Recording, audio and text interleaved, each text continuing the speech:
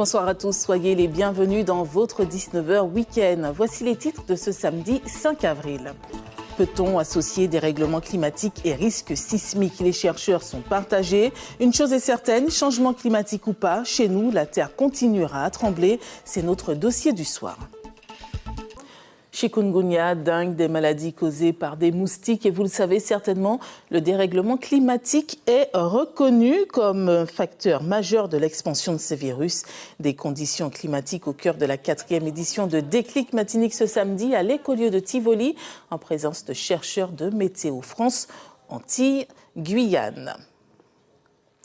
Un climat qui ne cesse de surprendre avec des conséquences notamment sur les températures, la montée des eaux et les bouleversements des saisons. De plus en plus de chercheurs et scientifiques font d'ailleurs un lien direct entre dérèglement climatique et risques sismiques et volcaniques. C'est le dossier du jour. Il est signé Irène Emonide et Patrice Châteaudet.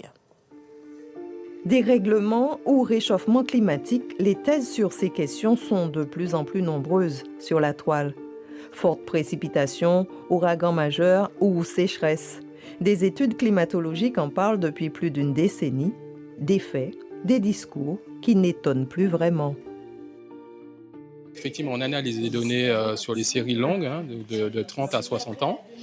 Donc on peut dire que les tendances observées se confirment et la Martinique connaît effectivement des réchauffements des températures dans l'ordre de grandeur de ce qu'on voit à l'échelle mondiale. Et donc aujourd'hui, oui, et pour nous, il n'y a plus tellement de doutes sur la question d'élévation des niveaux des températures.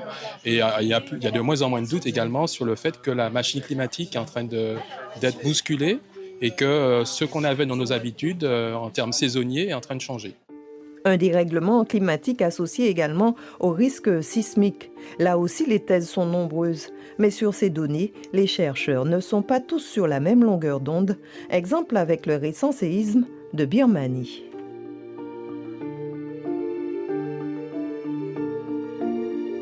Le séisme qui a eu lieu en Birmanie n'est pas un effet du changement climatique. Du tout. Et en ce qui concerne notre zone géographique, changement climatique ou pas, avec ou sans thèse scientifique, la Terre va trembler. Il est très probable que dans le futur, on ait de nouveau des grands séismes comme ça. Il faut s'y préparer. Alors de là à dire que ça se répète à intervalles réguliers, non. Même s'il y a quelques études qui disent que, en effet, mais là on parle sur le long terme, on parle de quelques centaines à milliers d'années à venir, que notamment l'augmentation du niveau d'eau dans les mers, peut modifier légèrement les contraintes à l'intérieur de la Terre et peut-être avancer un petit peu la date d'un futur séisme. Il y aura des séismes en Martinique et en Guadeloupe. Qu'il y ait changement climatique ou pas changement climatique. Voilà. La montagne pelée et le risque volcanique.